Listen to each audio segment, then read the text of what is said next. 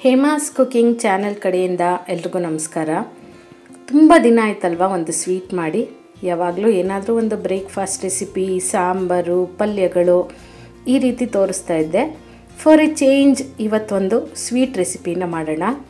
ಮನೆಯಲ್ಲಿ ತುಂಬ ಕಾಯಿ ಉಳಿದಿದೆ ಅಂತ ಅಂದಾಗ, ಅಥವಾ ಕಳಸದ ಕಾಯಿ ಇದ್ದಾಗ, ದೇವ್ರ ಪೂಜೆಗೆ ಕಾಯಿ ಹೊಡೆದಾಗ ಇಂಥ ಟೈಮ್ನಲ್ಲಿ ಸ್ವೀಟೇ ಮಾಡಬೇಕಾಗತ್ತೆ.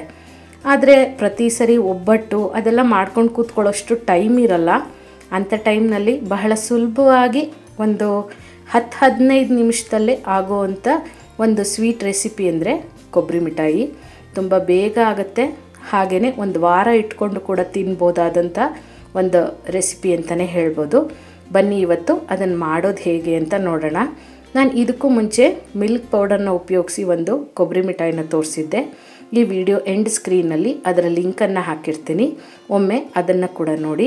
ಅದಕ್ಕೂ ಮುಂಚೆ ನೀವು ನನ್ನ ಚಾನಲ್ಗೆ ಹೊಸಬರಾಗಿದ್ದರೆ ದಯವಿಟ್ಟು ಸಬ್ಸ್ಕ್ರೈಬ್ ಮಾಡ್ಕೊಳ್ಳಿ. ಬನ್ನಿ ಹಾಗಿದ್ರೆ ಕೊಬ್ಬರಿ ಮಿಠಾಯಿ ಮಾಡೋಣ. ಇದಕ್ಕೆ ನಾನಿಲ್ಲಿ ಸುಮಾರು 1 ಕಪ್ಪಷ್ಟು ತೆಂಗಿನಕಾಯಿನ ತುರಿದ್ಬಿಟ್ಟು ತೊಗೊಂಡಿದ್ದೀನಿ. ಅಂದರೆ ಒಂದು ತೆಂಗಿನಕಾಯಿನ ನಾನಿಲ್ಲಿ ತೊಗೊಂಡಿದ್ದೀನಿ. ಅದರ ಮೇಲೆ ಸಿಪ್ಪೆ ಏನು ಬ್ರೌನ್ ಇದೆ ಅದನ್ನೆಲ್ಲ ತೆಗೆದುಬಿಟ್ಟು ಇದನ್ನು ಸಣ್ಣದಾಗಿ ತುರ್ಕೋಬೇಕು. ಇಲ್ಲ ಅಂದರೂ ಕೂಡ ಒಂದು ರೌಂಡು ನೀರು ಹಾಕದೇನೆ ಮಿಕ್ಸಿಗೆ ಕೂಡ ಹಾಕ್ಕೋಬೋದು, ತುರಿಯೋಕ್ಕೆ ಆಗಲ್ಲ ಅಂತ ಅಂದರೆ. ಈಗ ನಾವು ಕಾಯಿ ಎಷ್ಟು ತೊಗೊಂಡಿದ್ದೀವಿ ಅದರ ಅರ್ಧ ಪ್ರಮಾಣದಷ್ಟು, ಅಂದರೆ ನಾನಿಲ್ಲಿ 1 ಕಪ್ಪು ತೆಂಗಿನಕಾಯಿ ತೊಗೊಂಡಿರೋದ್ರಿಂದ ಅರ್ಧ ಕಪ್ಪಷ್ಟು ಸಕ್ಕರೆ ಬೇಕಾಗುತ್ತೆ. ಇದು ಕರೆಕ್ಟ್ ಅಳತೆ. ನಿಮಗೆ ಇನ್ನೂ ಸ್ವೀಟು ಜಾಸ್ತಿ ಬೇಕು, ಸ್ವಲ್ಪ ಸಿಹಿ ತಿನ್ನೋರಾದರೆ 3/4 ಕಪ್ ಕೂಡ ತೊಗೋಬೋದು, ಆದರೆ ಅರ್ಧ ಕಪ್ಪು ನಿಮಗೆ ಪರ್ಫೆಕ್ಟಾಗಿರುತ್ತೆ. ಈಗ ಅದೇ ಕಪ್ಪಲ್ಲಿ 1/4 ಲೋಟದಷ್ಟು ಹಾಲನ್ನು ತೊಗೋಬೇಕು. ಈ ಹಾಲು ಇಷ್ಟು ಸಾಕಾಗುತ್ತೆ, ತುಂಬ ಹಾಲು ಹಾಕ್ಕೊಂಡ್ಬಿಟ್ರೆ ತೆಳ್ಳಗಾಗೋ ಚಾನ್ಸಸ್ ಇರುತ್ತೆ. ಈಗ ಈ ಮೂರನ್ನೂ ಮೊದಲು ಮಿಕ್ಸ್ ಮಾಡ್ಕೋಬೇಕು. ಮಿಕ್ಸ್ ಮಾಡಿಕೊಂಡು ನಂತರ ಗ್ಯಾಸ್ ಆನ್ ಮಾಡಿಕೊಂಡು ಇದನ್ನು ಹುರ್ಕೋಬೇಕಾಗತ್ತೆ. ಈಗ ಮೊದಲು ಏನಂದರೆ ಇದೆಲ್ಲ ಮಿಕ್ಸ್ ಆಗಿ ನಂತರ ಇದು ಸಕ್ಕರೆ ಕರಗಿ ನೀರು ಬಿಡೋಕ್ಕೆ ಶುರುವಾಗುತ್ತೆ. ಆಗ ಈ ಕನ್ಸಿಸ್ಟೆನ್ಸಿ ನಿಮಗೆ ಸ್ವಲ್ಪ ತೆಳ್ಳಗನ್ಸುತ್ತೆ, ನಂತರ ಇದು ಗಟ್ಟಿಯಾಗ್ತಾ ಬರುತ್ತೆ. ಈಗ ನಾನು ತೋರಿಸಿರೋವಂಥ ಈ ಮೆಷರ್ಮೆಂಟಲ್ಲಿ ನೀವು ಮಾಡಿದ್ರೆ ಒಂದು ಚೂರು ಕೆಡದೆ ನೀವು ಪರ್ಫೆಕ್ಟಾಗಿ ಕೊಬ್ಬರಿ ಮಿಠಾಯಿನ ಮಾಡ್ಕೋಬೋದು. ನಾನು ಪ್ರತಿಯೊಂದು ಹಂತದಲ್ಲೂ ಹೇಳೋವಂಥ ಟಿಪ್ಸನ್ನು ಕೂಡ ಫಾಲೋ ಮಾಡಿ, ಆಗ ನೀವು ಎಲ್ಲೂ ಕೂಡ ಕೆಡದೇ ಇರೋ ಥರ ಒಂದು ಪರ್ಫೆಕ್ಟ್ ಕೊಬ್ಬರಿ ಮಿಠಾಯಿನ ಮಾಡ್ಕೋಬೋದು. ಈಗ ನೋಡಿ, ಸಕ್ಕರೆ, ಹಾಲು, ಕೊಬ್ಬರಿ ಎಲ್ಲನೂ ಚೆನ್ನಾಗೆ ಹೊಂದ್ಕೊಂಡಿದೆ. ಈಗ ಸಕ್ಕರೆ ಕರಗಿ ಸ್ವಲ್ಪ ತೆಳ್ಳಗಾಗ್ತಾ ಇದೆ. ಹಾಗೆಯೇ ಕೈ ಬಿಡದೆ ಇದನ್ನು ತಿರುಗಿಸ್ಕೊತಾ ಇರಬೇಕು. ಗ್ಯಾಸ್ ಆದಷ್ಟು ಮೀಡಿಯಮ್ ಫ್ಲೇಮ್ನಲ್ಲಿ ಇದ್ದಷ್ಟು ಒಳ್ಳೆಯದು. ಇಲ್ಲ ಅಂತ ಅಂದರೆ ತಳ ಹತ್ತೋ ಚಾನ್ಸಸ್ ಇರುತ್ತೆ. ಆಗ ನಿಮಗೆ ಕೊಬ್ಬರಿ ಮಿಠಾಯಿದು ಕಲ್ಲರು ಚೇಂಜ್ ಆಗಿಬಿಡುತ್ತೆ. ಅದು ಸ್ವಲ್ಪ ತಳ ಹತ್ತಿದಾಗ ಸೀದಂಗಾಗಿ ಅದು ಸ್ವಲ್ಪ ಬ್ರೌನ್ ಕಲರ್ ಆಗಿಬಿಡುತ್ತೆ. ಹಾಗಾಗಿ ಆದಷ್ಟು ಗ್ಯಾಸ್ನ ಮೀಡಿಯಮ್ ಫ್ಲೇಮ್ನಲ್ಲಿ ಇಟ್ಕೊಂಡು ಕೈ ಬಿಡದೆ ಇದನ್ನು ತಿರುಗಿಸ್ಕೊತಾ ಇರಬೇಕು.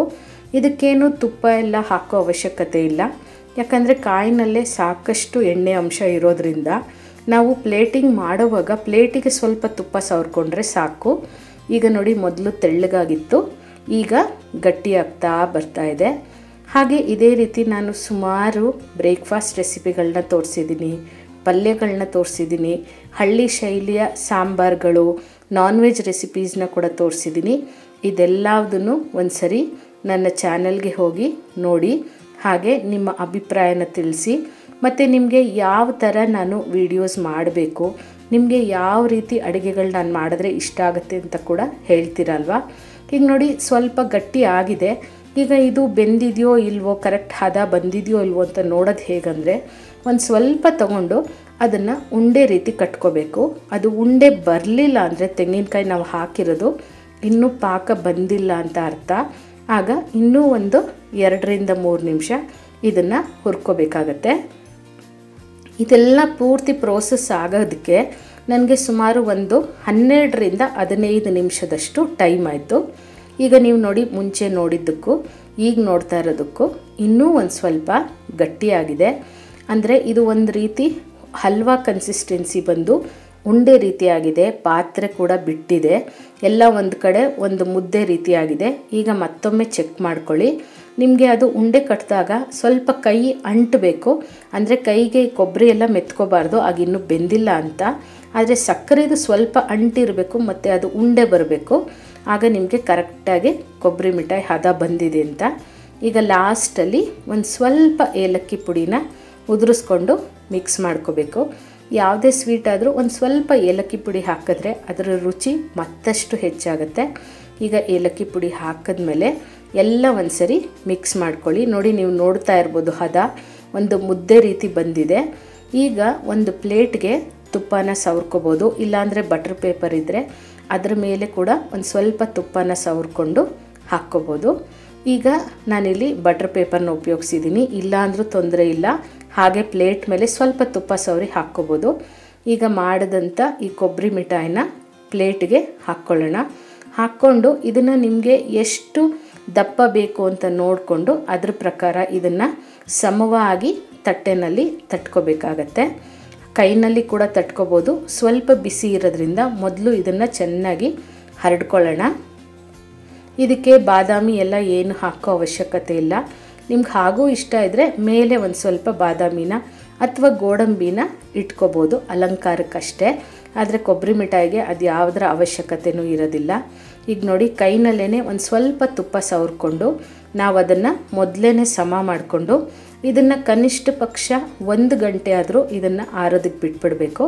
ಫ್ರಿಡ್ಜ್ನಲ್ಲಿಟ್ಟು ಕೂಡ ಮಾಡ್ಕೋಬೋದು, ಇಲ್ಲಾಂದರೆ ಹಾಗೆ ಕೂಡ ನೀವು ಇದನ್ನು ತಣ್ಣಗೆ ಮಾಡಿಕೊಂಡು ಅದು ಸ್ವಲ್ಪ ಗಟ್ಟಿ ಅನಿಸಿದೆ ಅಂತ ಅಂದಮೇಲೆ ನಿಮಗೆ ಯಾವ ಆಕಾರ ಬೇಕು ಅಥವಾ ಎಷ್ಟು ಸೈಜಿಗೆ ಬೇಕು ನೋಡಿಕೊಂಡು ನೀವು ಕಟ್ ಮಾಡಿಕೊಂಡ್ರೆ ರುಚಿಯಾದಂಥ ಕೊಬ್ಬರಿ ಮಿಠಾಯಿ ಸಿದ್ಧವಾಗಿಬಿಡುತ್ತೆ.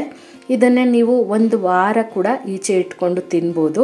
ತುಂಬ ರುಚಿಯಾಗಿರುತ್ತೆ, ಬಹಳ ಬೇಗ ಆಗೋವಂಥ ಒಂದು ರೆಸಿಪಿ ಅಂತಲೇ ಹೇಳ್ಬೋದು. ಹಾಗೆ ಸ್ವಲ್ಪ ಪದಾರ್ಥ ಅಂದರೆ ಮನೆಯಲ್ಲಿ ಏನೇನಿದೆಯೋ ಅದೇ ಪದಾರ್ಥದಲ್ಲಿ ಮಾಡ್ಕೊಳ್ಳೋ ಅಂಥದ್ದು.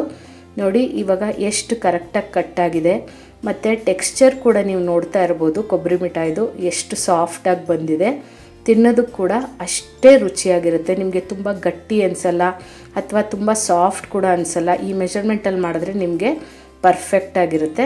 ನೋಡಿ, ನೀವು ನೋಡ್ತಾ ಇರ್ಬೋದು, ನಾನು ಮುರಿದು ಕೂಡ ತೋರಿಸ್ತಾ ಇದ್ದೀನಿ. ಇವತ್ತು ಈ ವಿಧಾನ ನಿಮಗೆ ಸರಿ ಅನಿಸಿದ್ರೆ ನೀವು ಮನೆಯಲ್ಲಿ ಟ್ರೈ ಮಾಡಿ. ಮತ್ತಷ್ಟು ಈಸಿಯಾದಂಥ ರೆಸಿಪೀಸ್ಗಾಗಿ ಹಾಗೆ ಟಿಪ್ಸ್ಗಾಗಿ ಹೇಮಾಸ್ ಕುಕಿಂಗ್ ಚಾನಲ್ನ ಮರೀದೇ ಸಬ್ಸ್ಕ್ರೈಬ್ ಮಾಡ್ಕೊಳ್ಳಿ. Thank you.